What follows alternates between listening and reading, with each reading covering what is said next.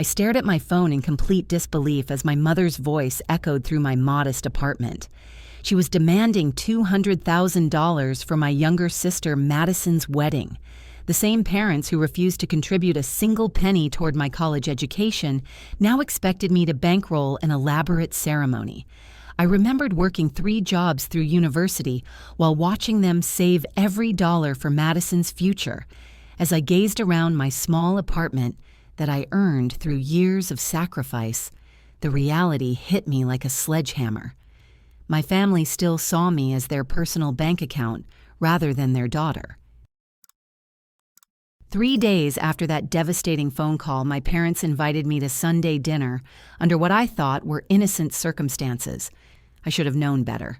Walking into their pristine colonial house in the suburbs, the same place where I had scrubbed floors as a teenager to earn spending money, I felt that familiar knot forming in my stomach. The dining room looked exactly as it had during my childhood, complete with the mahogany table that my mother polished religiously and the crystal chandelier that cast shadows across family photos where Madison always stood front and center. I noticed immediately that my younger sister was already seated, her left hand prominently displayed on the table, showcasing a gaudy 5-carat diamond ring that could have paid my rent for 6 months. Madison looked radiant in her designer sweater, her blonde hair perfectly styled in beachy waves that probably cost more than my monthly grocery budget. Beside her sat Tyler, her fiancé, a 26-year-old trust fund dropout who had never held a real job in his entire privileged existence. His expensive haircut and designer jeans screamed old money, though I suspected the family fortune was more fiction than fact. My father, Robert, wearing his usual Sunday khakis and polo shirt, smiled warmly as I entered. His graying hair was neatly combed, and his reading glasses hung from a chain around his neck. My mother, Linda, emerged from the kitchen, wearing her favorite floral dress and pearl necklace, the same outfit she wore to church every week without fail. The conversation started pleasantly enough. Linda asked about my work at the tech startup, though her interest seemed superficial. I explained my current project developing mobile applications, watching their eyes glaze over, as they always did when I discussed my career. Madison interrupted to show off her engagement ring for the 3rd time, turning her hand to catch the light streaming through the bay windows. Tyler launched into his usual rambling about various investment opportunities he was considering, despite being unemployed for the past 2 years. He spoke with the confidence of someone who had never faced real consequences, gesturing enthusiastically with his fork as he described his latest scheme involving cryptocurrency and real estate flipping. As we moved through my mother's pot roast dinner, complete with mashed potatoes and green beans, I found myself remembering those countless nights during college when I survived on ramen noodles and peanut butter sandwiches. While my classmates called home for money, I worked at a campus coffee shop, tutored struggling students, and cleaned office buildings after midnight to pay for textbooks and rent. The conversation continued through dessert, Linda's famous apple pie that she only made for special occasions. I should have realized this was the setup for something significant. As she served the coffee in her good china cups, the atmosphere in the room shifted dramatically. My father cleared his throat the same way he always did before delivering news he knew would be unpopular. Linda sat up straighter, her hands folded primly in her lap. Madison and Tyler exchanged meaningful glances that made my skin crawl with anticipation. Robert pulled out a manila folder from the sideboard behind him, the kind he used for important financial documents. Inside were printed spreadsheets, vendor contracts, and what appeared to be detailed budget breakdowns. The papers were organized with color-coded tabs, suggesting this presentation had been planned for weeks. He spread the documents across the table like a business proposal, pushing aside the dessert plates to make room. The top sheet was titled Madison's Dream Wedding Budget in bold letters with line items that made my jaw drop. Venue rental for $45,000, catering for $75,000, photography and videography for $15,000, flowers and decorations for $20,000. The numbers continued down 2 full pages. Linda leaned forward, her voice taking on that syrupy, sweet tone she used when she wanted something important. She explained that Madison deserved the wedding of her dreams after everything she had been through, though I could not recall any particular hardships my sister had endured. Since I was doing so well financially now, they continued, I should be grateful for the opportunity to help my only sister start her new life properly. The room fell silent except for the ticking of the grandfather clock in the corner. I studied their faces, searching for any sign that this was an elaborate joke. Madison's expectant smile, Tyler's smug expression, my parents' carefully composed features that revealed nothing but determination. Robert slid another document across the table. It was a contract with a wedding planner, signed and dated 3 days ago. My name was listed as the financial guarantor, though I had never seen the document before in my life. They had already committed to vendors, put down deposits, and made arrangements all based on the assumption that I would pay for everything. Linda casually mentioned that they had already told Madison's college friends and Tyler's family that I was covering the entire wedding cost. The invitations would go out next week, and the wedding was scheduled for 6 months from now. They spoke as if my agreement was a foregone conclusion, as if my years of financial struggle and sacrifice meant nothing compared to Madison's desires. The climactic moment came when Madison finally spoke, her voice trembling with what she probably thought was touching emotion. She thanked me in advance for being such a wonderful sister and promised that she would never forget my generosity. Tyler nodded along, adding that he knew he could count on family to understand the importance of making a good impression on his social circle. As I sat there, processing the magnitude of their expectations, I realized they had orchestrated this entire evening specifically to trap me into agreeing. They had used my love for family gatherings against me, counting on the intimate setting to pressure me into compliance.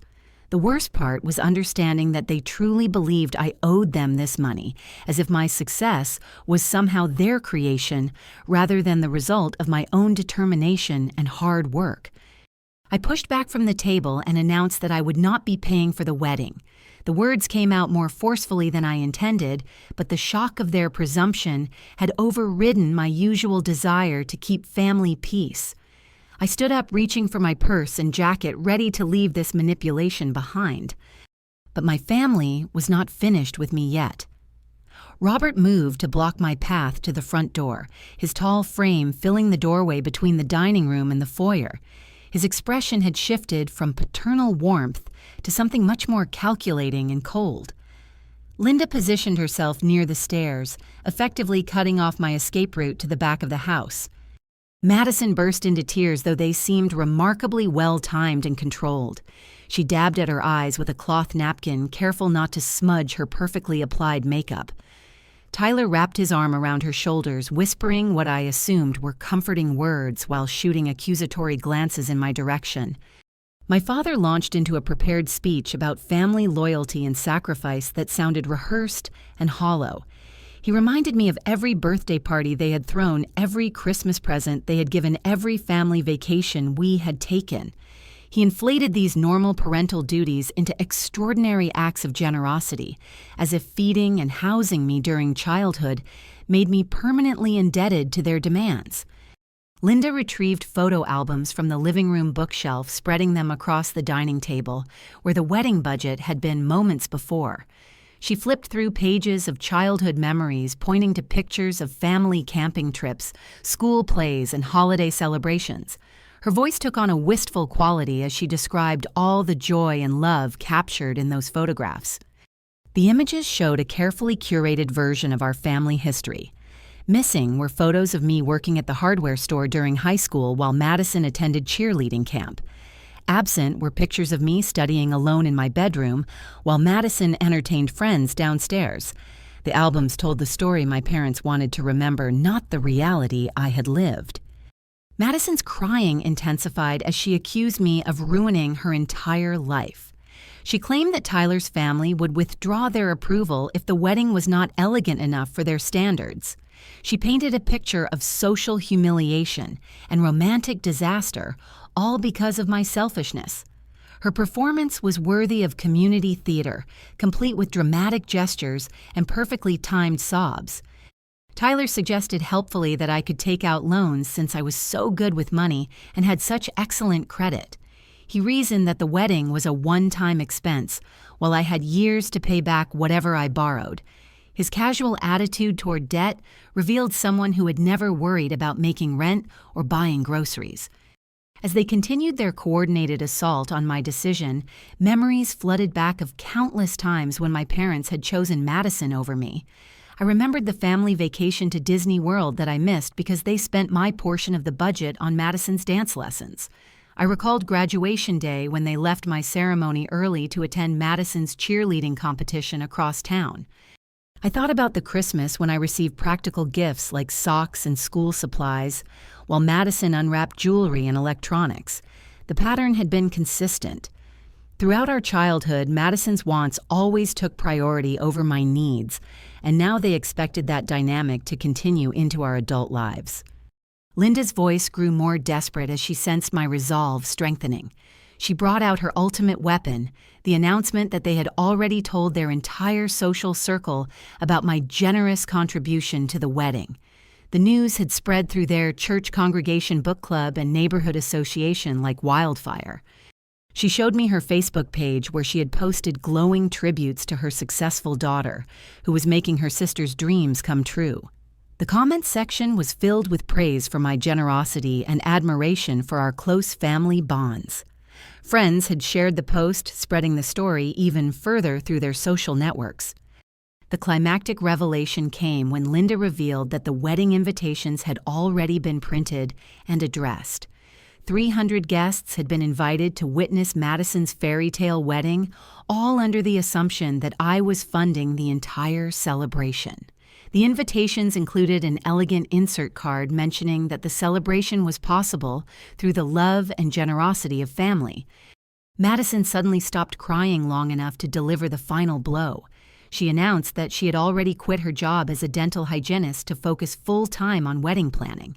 She could not possibly return to work now, she claimed, because the wedding required her complete attention for the next 6 months. Without the wedding, she would be unemployed with no prospects and no way to support herself. The room fell silent as they waited for my response to this carefully orchestrated emotional ambush. I looked around at their expectant faces, realizing that they had planned every detail of this conversation to maximize pressure and minimize my ability to refuse. They had turned what should have been a simple family dinner into a calculated attempt at financial coercion. Standing there surrounded by people who were supposed to love and support me, I felt more alone than I ever had during my struggling college years. At least then my challenges came from external circumstances. This betrayal was coming from the people who were supposed to care about my welfare and happiness above all else. 3 weeks passed after that disastrous family dinner, and I thought the worst was behind me. I had blocked my parents' phone calls and ignored Madison's increasingly frantic text messages. My small one-bedroom apartment felt like a sanctuary where I could focus on my work and rebuild my peace of mind. That illusion shattered on a rainy Thursday evening when I arrived home from the office to find Madison sitting on my doorstep with 2 large suitcases and a duffel bag. Her usually perfect hair hung limp and damp from the drizzle, and her designer clothes looked wrinkled and travel-worn. Dark circles under her eyes suggested she had been crying recently. She jumped up as I approached my door, her words tumbling out in a desperate rush. Our parents had kicked her out of the house after she confronted them about my refusal to pay for the wedding.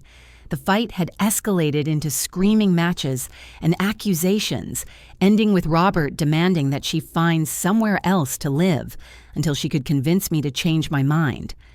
Madison claimed she had nowhere else to go. Her friends were all busy with their own lives, and Tyler was staying with his parents, who had made it clear she was not welcome in their guest room. She begged me to let her stay just for a few days until she could figure out alternative arrangements. Against my better judgment, I unlocked my apartment door and let her inside. My living space felt even smaller with Madison's presence filling it. She immediately began commenting on my furniture choices, the lack of decorative touches, and what she called my boring color scheme of grays and blues. Within hours, Madison had transformed my peaceful home into chaos. She rearranged my living room furniture to create what she called better flow, moving my coffee table against the wall and repositioning my couch to face the kitchen. She hung her clothes in my bedroom closet, pushing my work wardrobe to one side to make room for her extensive collection of party dresses and designer shoes. My bathroom counter disappeared under an array of expensive cosmetics, hair products, and skincare treatments. Madison had apparently brought her entire beauty routine with her, including a professional-grade hairdryer and a collection of hot styling tools that overwhelmed my simple vanity setup. The invasion extended to my refrigerator and pantry. Madison helped herself to my groceries without asking, preparing elaborate meals that used ingredients I had been rationing to last the entire week. She complained about my healthy food choices, ordering takeout from expensive restaurants, and expecting me to split the cost since we were sharing the meals. Tyler appeared on my doorstep the next evening carrying his own overnight bag and acting as if his presence was perfectly natural. Madison had apparently given him a key to my apartment without consulting me, and he made himself completely at home. He commandeered my television for video games and sports programming, sprawling across my couch in his underwear while eating my snacks. The couple treated my apartment like their personal hotel, leaving dirty dishes in the sink and wet towels on the bathroom floor. They stayed up late watching movies and talking loudly, making it impossible for me to get the sleep I needed for my demanding job at the tech startup. Working from home became a nightmare. I had scheduled important video conferences with clients and investors, but Madison and Tyler seemed incapable of understanding the concept of quiet time. They cooked elaborate breakfasts while I was trying to present quarterly reports, and Tyler answered my phone when I stepped away from my desk. My productivity plummeted as I struggled to concentrate with constant interruptions. Madison would burst into my makeshift office to ask about my Netflix password, borrow my laptop charger, or seek my opinion on wedding dress photos she found online. Tyler treated my workspace like his personal entertainment center, connecting his gaming console to my work monitor. The financial burden of supporting 2 additional people was straining my carefully managed budget. My grocery bill doubled as Madison and Tyler consumed everything in sight. My utility costs spiked from their extended showers and constant use of air conditioning. They ordered expensive coffee drinks and restaurant meals, always asking me to cover the delivery fees since they were my guests. After a particularly frustrating week of sharing my space, I discovered that Madison had been using my laptop while I was at the office. My browser history showed visits to wedding vendor websites, and my email drafts folder contained messages I had never written. The shocking discovery came when I opened one of these draft emails. Madison had been corresponding with caterers, florists, and venue coordinators using my name and email signature. She had requested detailed quotes, negotiated contract terms, and made provisional booking arrangements as if she had my full authorization to act on my behalf. The messages were written in a professional tone that mimicked my usual communication style. She had researched my work background and used details about my job to establish credibility with vendors. Some emails included references to my salary and financial assets that she could only have obtained from our parents. Confronting Madison about this violation felt like stepping into a minefield. She broke down immediately, admitting that she had been corresponding with wedding vendors for weeks. But her confession revealed even more disturbing information that I had not anticipated. Tyler's wealthy family, she explained through tears, had threatened to disown him if their wedding was not sophisticated enough to meet their social standards. His parents belonged to exclusive country clubs and charitable organizations where appearances mattered more than substance. A modest ceremony would embarrass them in front of their peer group and potentially damage Tyler's inheritance prospects. But the most shocking revelation came at the end of Madison's breakdown. She was pregnant, though she had not told anyone else in the family yet. The pregnancy was early, only 6 weeks along, but it added urgency to their wedding timeline. Tyler's conservative parents would be scandalized if they discovered the situation, potentially cutting him off completely from family resources. Madison begged me to understand that she was not just planning a party, but securing her entire future and that of her unborn child. Without a proper wedding that impressed Tyler's family, she faced the possibility of raising a baby alone with no financial support and no job prospects.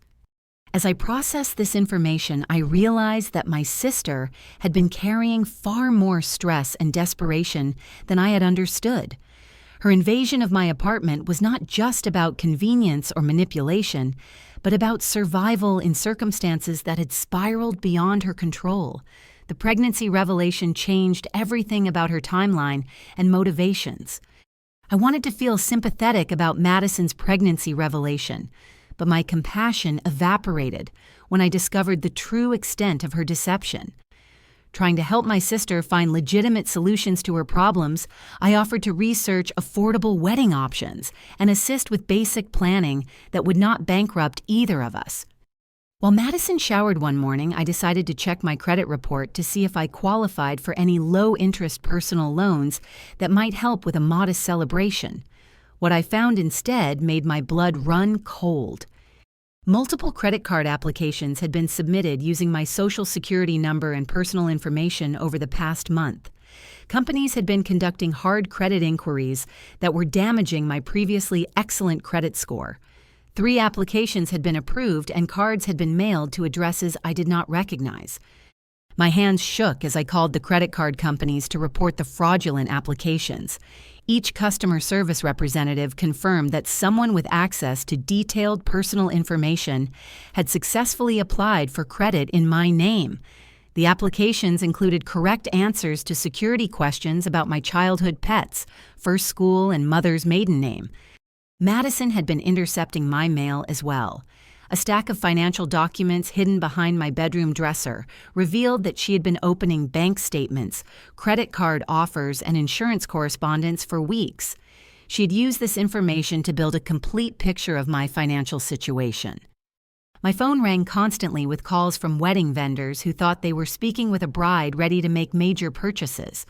Florists wanted to discuss centerpiece arrangements. Photographers offered engagement session packages. Caterers pitched menu options for receptions serving 300 guests. Each conversation required careful explanation that I was not planning a wedding and had no authorization to make any commitments. The most disturbing discovery came when I reviewed my savings account online. $15,000 had been transferred out of my account 3 days earlier to something called Premier Wedding Services. The transaction had been authorized using my online banking credentials and my phone for 2-factor authentication. Panicking, I called my bank's fraud department immediately. The security specialist explained that someone with access to my phone and computer had initiated the transfer during business hours when I was at work. The receiving account belonged to a legitimate wedding planning company that had processed the payment for venue deposits and catering arrangements. When I confronted Madison about the theft, she was drying her hair in my bathroom and initially pretended not to hear my accusations over the noise of the blow dryer. When I unplugged the device and demanded answers, she finally admitted to the transfer with shocking casualness. She argued that I owed the family money anyway, so taking it directly just eliminated unnecessary arguing and delays. Madison claimed that our parents had provided her with all my personal security information and encouraged her to access whatever funds were necessary to secure wedding arrangements. The revelation that my own parents had participated in this identity theft felt like a physical blow to my chest. They had given Madison my childhood pet's name, my first-grade teacher, and details about my life that only family would know. They had helped her crack my security protocols and steal from my savings account. Madison's justification for the theft was even more infuriating than the act itself. She insisted that I had more money than I needed, while she was facing an uncertain future with a baby on the way. She had calculated that $15,000 was a reasonable down payment on what I would eventually contribute to the wedding anyway. Her sense of entitlement was breathtaking. Madison genuinely believed that my financial success created an obligation to support her lifestyle choices. She could not understand why I was angry about her helping herself to money that she considered partially hers by virtue of our family relationship. Tyler's reaction when he learned about my discovery was equally disturbing. Rather than expressing concern about Madison's criminal behavior, he suggested that the theft proved how serious they were about making their relationship work. He treated my stolen money like a romantic gesture rather than a felony. The couple seemed genuinely confused by my anger and threats to involve law enforcement. They had convinced themselves that family members should share resources automatically and that my resistance was selfish rather than rational. Tyler even suggested that I should be grateful they were taking initiative rather than waiting for me to volunteer the money. As I researched legal options for recovering my stolen funds, I realized that Madison's pregnancy had been weaponized as justification for increasingly desperate behavior. She was using the baby as emotional leverage to excuse theft, fraud, and violation of my privacy and trust. The financial sabotage extended beyond the direct theft. Madison had been giving out my phone number to wedding vendors, resulting in dozens of sales calls each day that disrupted my work. She had listed me as a reference on vendor applications, creating the impression that I was actively involved in planning and funding the celebration. My professional reputation was being damaged by association with Madison's increasingly erratic behavior. Colleagues at the tech startup had begun asking questions about the constant personal phone calls and my distracted performance during important meetings. The stress was affecting every aspect of my life. I could not sleep properly knowing that Madison had access to my personal information and might commit additional fraud at any moment. My work performance was suffering from the constant interruptions and emotional turmoil. My savings account was compromised, and my credit rating was being destroyed by someone I had trusted completely. Looking at Madison and Tyler sprawled across my living room eating takeout food purchased with my stolen money while planning their dream wedding, I realized that my family had crossed a line from manipulation into outright criminal behavior.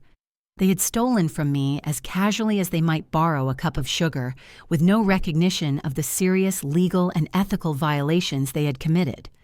After I threatened to file police reports about the identity theft and financial fraud, Madison packed her bags and fled back to our parents' house in the middle of the night.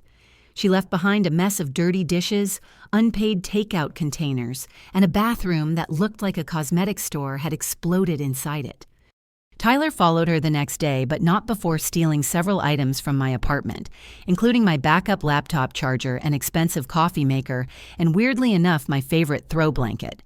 He claimed these were gifts from Madison, though I had never given permission for her to donate my belongings to her unemployed boyfriend.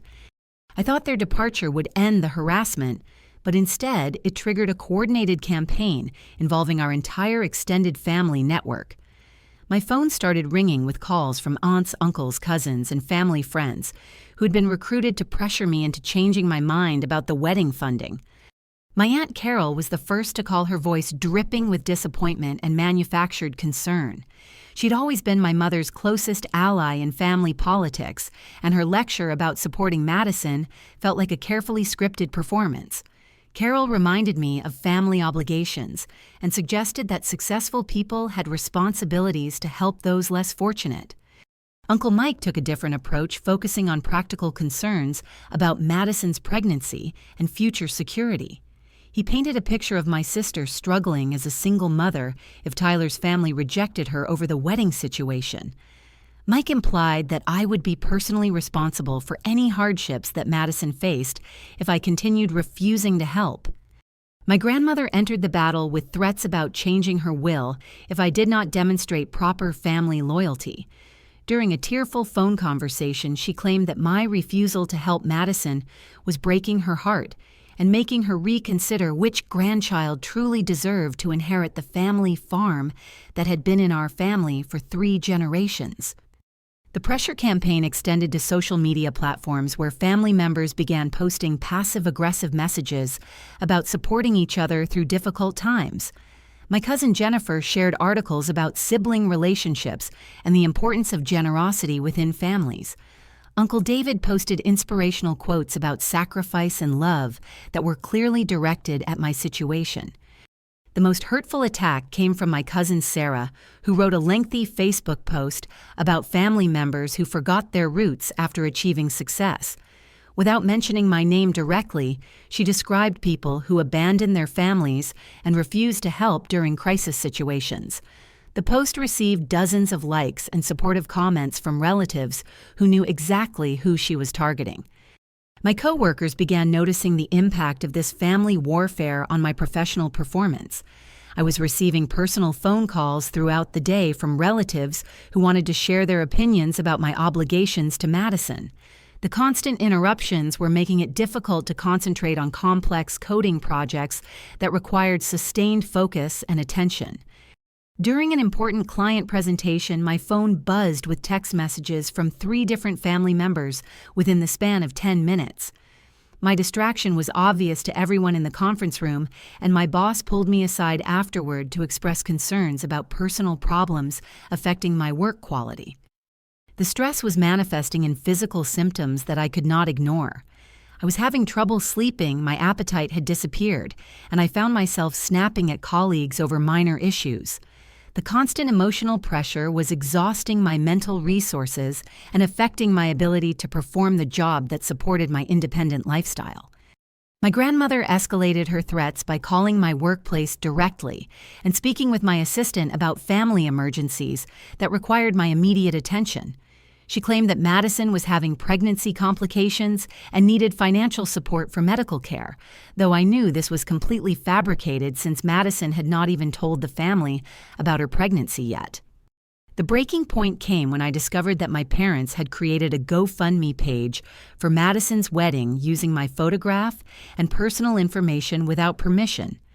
The fundraising page featured a professional headshot from my company website alongside a fictional story about my desire to surprise my sister with the wedding of her dreams. The page description explained that I wanted to contribute to Madison's special day, but needed community support to make the dream become reality. It included details about my job and salary that could only have come from private family conversations. The narrative painted me as a loving sister who was seeking help from friends and extended family to fund an elaborate celebration. The fundraising campaign had already raised $12,000 from family, friends, church members, and even some of my coworkers who thought I was behind the effort. People at my office were approaching me with congratulations about my generosity and questions about wedding details that I knew nothing about. My professional reputation was being damaged by this fraudulent representation of my involvement in Madison's wedding plans. Colleagues were confused about why I seemed unprepared to discuss a major family event that I was supposedly organizing and funding. The disconnect between the public narrative and my actual knowledge was creating awkward interactions throughout my workplace. The most devastating aspect of the extended family pressure campaign was realizing how easily my relatives had been manipulated into attacking me. My parents had presented a version of events that painted me as selfish and uncaring, while positioning Madison as a victim who deserved community support. None of my family members had contacted me directly to hear my side of the story before joining the pressure campaign. They had accepted my parents' narrative without question and were now participating in coordinated harassment designed to force my compliance through emotional exhaustion and professional embarrassment. The financial fraud, identity theft, and public manipulation had escalated far beyond family disagreements into criminal behavior that was affecting every aspect of my life. My savings account remained compromised, my credit score was damaged, my work performance was suffering, and my professional reputation was being destroyed by lies and misrepresentation. Standing in my empty apartment after cleaning up the mess Madison and Tyler had left behind, I realized that my family had declared war on my independence and financial security. They were willing to destroy my career, my credit rating, and my peace of mind to get access to money they believed they were entitled to take from me. I spent the weekend documenting every instance of fraud, identity theft, and harassment that my family had committed over the past month. Creating a detailed timeline of events, I organized bank statements, credit reports, screenshots of fraudulent social media posts, and recordings of threatening phone calls from relatives.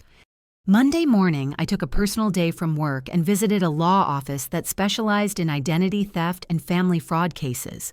The attorney Patricia Williams listened to my story with growing concern and professional interest. She confirmed that multiple felonies had been committed and that I had strong grounds for both criminal charges and civil recovery actions. Patricia helped me file police reports for identity theft, wire fraud, and harassment. She also sent cease and desist letters to family members who had been participating in the pressure campaign. Most importantly, she contacted the fraudulent GoFundMe page administrators to have the fundraising campaign shut down and the money returned to donors. While we were preparing legal documents, Patricia suggested that I investigate Tyler's background more thoroughly. She had handled similar cases where financial fraud was motivated by hidden desperation, and Tyler's unemployment combined with expensive lifestyle suggested possible additional deceptions. That afternoon, I hired a private investigator who specialized in background checks and fraud cases. Within 48 hours, she had uncovered information about Tyler that shocked me more than anything my family had done. Tyler was already married to a woman named Jennifer Morrison in Nevada, where he had lived before moving to our state 2 years ago. The marriage certificate showed a wedding date that was 6 months before he met Madison, making his engagement to my sister completely fraudulent and his planned wedding an act of bigamy. The investigator found additional disturbing information about Tyler's criminal history. He had been arrested twice in Nevada for check fraud and had outstanding warrants for failing to appear in court for those charges. His wealthy family background was completely fabricated, and his parents were actually middle-class retirees who had cut contact with him after his legal troubles began. Tyler had been running a long-term confidence scheme targeting young women with family money or personal savings that he could access through romantic relationships. Madison was not his first victim, and the pregnancy she was carrying might not even be his child based on the timeline of their relationship and his frequent unexplained absences. Armed with this information, I arranged a family meeting through my attorney. Patricia contacted my parents and demanded a gathering to discuss legal resolution of the fraud charges before criminal proceedings advanced further. She made it clear that cooperation might influence my decision about pressing charges. The meeting took place in Patricia's conference room on a gray Thursday afternoon. My parents arrived looking nervous and defensive, while Madison appeared pale and exhausted. Tyler showed up 20 minutes late, acting confident and dismissive of what he clearly thought was family drama rather than serious legal trouble. Patricia began by presenting evidence of the various crimes that had been committed, including identity theft, wire fraud, harassment, and the fraudulent GoFundMe campaign. She explained the potential penalties that each family member faced if I decided to pursue criminal charges to the full extent of the law. My parents seemed genuinely shocked by the legal implications of their actions. Robert kept insisting that everything had been done to help family, as if good intentions could excuse criminal behavior. Linda appeared to be realizing for the first time that providing my personal information to Madison had been a serious violation of privacy laws. Madison was crying again, but these tears seemed different from her previous performances. She was beginning to understand that her pregnancy would not protect her from felony charges, and that Tyler might not be the solution to her problems that she had imagined. Tyler remained arrogant and dismissive until Patricia presented the evidence about his existing marriage and criminal background. His face went completely white as she read details from Nevada court records about his check fraud arrests and the outstanding warrants for his apprehension. The conference room fell silent as the implications of Tyler's deception became clear to everyone present. Madison stared at her fiancé with growing horror as she realized that their entire relationship had been built on lies. My parents looked stunned that they had been supporting and enabling a career criminal. But the biggest shock came when Madison confronted Tyler directly about the marriage certificate Patricia had obtained. Tyler initially tried to deny the evidence, claiming the documents were forgeries designed to break up their engagement. When Patricia showed additional proof, including photographs and witness statements from Nevada, his lies finally collapsed completely. Tyler admitted that he was still legally married to Jennifer Morrison, though he claimed they were separated and planning to divorce. He insisted that his feelings for Madison were genuine despite the fraudulent nature of their engagement. He tried to minimize his criminal history as youthful mistakes that had been blown out of proportion by an unfair legal system. Madison's world was crumbling as she realized that her pregnancy, her wedding plans, and her entire future had been based on lies told by a married man who was actively avoiding prosecution for financial crimes. The baby she was carrying belonged to someone who had been planning to disappear after an expensive wedding funded by stolen money from my savings account. My parents sat in stunned silence as they processed their role in enabling Tyler's criminal enterprise. They had provided him with my personal information, encouraged Madison to steal from my accounts, and participated in harassment and fraud campaigns, all to support the fake wedding of a bigamist and convicted criminal. Patricia explained that Tyler would be arrested immediately on the outstanding Nevada warrants, and that additional charges would be filed related to the fraud scheme he had perpetrated against my family. She had already contacted authorities in Nevada about his location and the new criminal activities he had committed in our state. As if on cue, 2 police officers entered the conference room to arrest Tyler on the outstanding warrants. He finally dropped his arrogant facade as handcuffs were placed on his wrists, begging Madison to wait for him and promising to explain everything once his legal troubles were resolved. Madison watched in shock as the man she thought she loved was led away in custody. Her dreams of a wealthy husband, a luxury wedding, and financial security had evaporated in the space of an hour. She was pregnant, unemployed, and facing potential criminal charges for identity theft and fraud. The meeting concluded with Patricia explaining the options available for resolving the legal issues without destroying the family completely. She emphasized that cooperation and restitution would be essential for avoiding prosecution, and that my family's willingness to make things right would influence my decision about pressing charges. Driving home from the law office, I felt a mixture of vindication and sadness about how badly my family had misjudged both me and Tyler. Their desperation to see Madison married well had blinded them to obvious red flags about her fiancé and led them to commit serious crimes against their own daughter. 2 weeks after Tyler's arrest, the full scope of his criminal activities had been revealed through police investigations in multiple states. He was not only a bigamist and check fraud criminal, but had been running similar romance scams against women in 3 different states over the past 5 years. Tyler's arrest made local news when reporters discovered that his wedding fraud scheme had bilked families out of over $200,000 across several states. Madison was interviewed by detectives as both a victim and potential accomplice, though the investigation ultimately determined that she had been manipulated rather than willfully participating in Tyler's criminal enterprise. The pregnancy that had been central to Madison's desperation ended in miscarriage during her 2nd month, possibly due to stress from Tyler's arrest and the collapse of her wedding plans. While tragic, the loss freed her from the complicated situation of raising a child with a career criminal who might spend years in prison. My parents faced the difficult process of acknowledging their role in enabling financial fraud against their own daughter.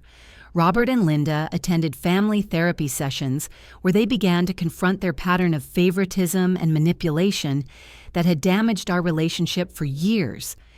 The stolen $15,000 was recovered through legal action against the wedding vendors who had received fraudulent payments. My credit rating was restored after the identity theft was documented and reported to all relevant agencies. The fraudulent GoFundMe donations were returned to contributors with explanations about the criminal scheme that had created the fake fundraising campaign. Madison faced a choice between prosecution for identity theft or participating in a restitution program that included community service financial counseling and continued therapy. She chose the restitution option and began working to rebuild her life on a foundation of honesty rather than manipulation and entitlement. The experience forced Madison to confront her pattern of relying on others to solve her problems rather than developing independence and responsibility. She enrolled in a medical assistant program and began working part-time at a veterinary clinic, earning her first honest paycheck since quitting her dental hygienist job to plan a fraudulent wedding. My extended family members who had participated in the harassment campaign received legal notices that helped them understand the serious nature of their actions. Most apologized sincerely once they learned about Tyler's criminal background and the fraud that had been perpetrated against me. The family dynamics began shifting toward healthier patterns as my parents learned to treat both daughters with equal respect and consideration. Robert and Linda started asking about my work achievements and personal goals, rather than just assuming I existed to provide financial support for Madison's choices. I established clear boundaries about financial assistance that focused on emergencies and genuine needs rather than luxury wants or lifestyle choices. I offered to help Madison with legitimate expenses like education, job training, and basic health care, but refused to fund lifestyle choices that she should manage independently. The legal resolution included agreements that my personal information would never be shared without permission and that any future financial requests would be discussed openly rather than manipulated through guilt campaigns or family pressure. These boundaries were formalized in writing to prevent future misunderstandings. 6 months after Tyler's arrest, Madison had established herself in a stable job and was saving money for her own apartment. She expressed genuine gratitude for the tough love approach that had forced her to develop independence and self-reliance. Our relationship was tentatively rebuilding on a foundation of mutual respect rather than financial obligation. My parents apologized repeatedly for their role in the fraud scheme and began making efforts to understand my perspective on family relationships and financial boundaries. They started treating my career achievements with pride rather than viewing my success as a resource for them to direct toward Madison's benefit. The experience taught me that protecting my own financial stability and emotional well-being was not selfish, but necessary for maintaining healthy family relationships. By refusing to enable destructive behavior, I had actually helped my family members learn to manage their own problems and develop genuine resilience. I realized that saying no to unreasonable demands had strengthened my family bonds rather than weakening them. My parents learned to respect my autonomy, Madison developed independence and work skills, and our interactions became more honest and balanced than they had been since childhood. The criminal investigation had revealed that Tyler was facing significant prison time for fraud across multiple states. Madison was fortunate to have escaped his scheme before suffering even greater financial and emotional damage. My refusal to fund their fraudulent wedding had actually protected my sister from becoming more deeply involved in serious criminal activities. 1 year later, our family gathered for Thanksgiving dinner at my parents' house. Madison brought her new boyfriend, a carpenter named David, who had never asked her for money and treated her with genuine respect. The conversation was natural and relaxed, focused on shared interests and family news rather than financial obligations or manipulative requests. Looking around the table at my family members who had learned to relate to each other with honesty and respect, I felt grateful for the difficult experience that had forced us all to grow. Madison was supporting herself through her own work. My parents had learned to treat both daughters equally, and I had established boundaries that protected my well-being while maintaining family connections. The deep life lesson that emerged from this painful experience was understanding that true family support means helping people develop independence and resilience rather than enabling dependence and destructive behavior. By refusing to pay for Madison's fraudulent wedding, I had actually given her the opportunity to discover her own strength and capability. Real love sometimes requires saying no to requests that would harm the people making them. Madison needed to learn that she could support herself and make good decisions independently. My parents needed to understand that favoritism and manipulation were damaging both daughters and preventing genuine family bonds from developing. Setting financial boundaries had not destroyed my family relationships, but had actually strengthened them by forcing honest communication and mutual respect. Madison learned to value herself beyond her ability to extract resources from others. My parents learned to appreciate both daughters for their individual qualities, rather than viewing one as a resource for the other. The experience of standing firm against family pressure while offering genuine help with legitimate needs had created space for authentic relationships to develop. We could now enjoy each other's company without hidden agendas or unspoken resentments affecting every interaction. Have you ever had to set difficult boundaries with family members who were asking for financial help that you knew would be harmful to them? How did you balance your love for them with your responsibility to protect both your own stability and their long-term growth? I would love to hear your thoughts and experiences in the comments below. If this story resonated with you and helped you think about your own family dynamics, please like this video and subscribe for more stories about overcoming family challenges and building healthy relationships. Sharing this video with friends who might be facing similar difficult decisions would mean so much to me and could help them find strength in their own situations.